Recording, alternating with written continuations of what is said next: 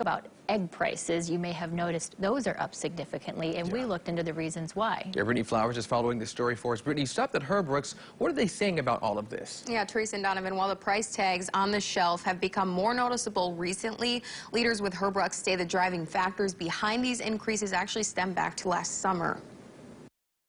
You don't have to be an expert to notice the cost of this household staple has skyrocketed. People are used to 99-cent eggs or $1.59. Now, that's just not something you see on a trip to the store. It really started last summer.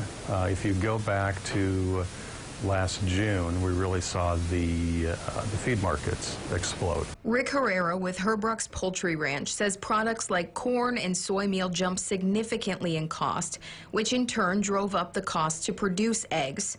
On top of that, fuel and labor costs went up. One thing we do at Herbrooks is we really put a lot of investment into our team members. So our cost just to keep our team members and attract new ones has gone up about 20%.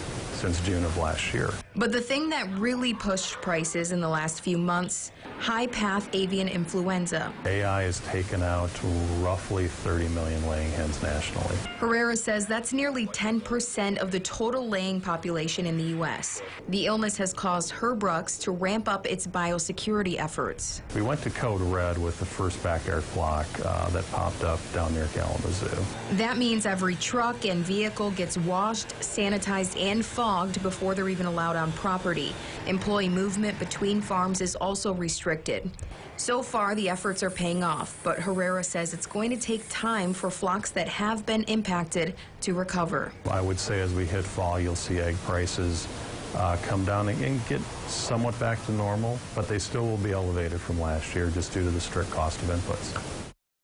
Although it can be frustrating to see those costs go up, Herrera says it's important to keep in mind that there's a lot more that goes into the price tag, including quality of life for employees, the hens, and making sure they provide a safe, wholesome product. Donovan.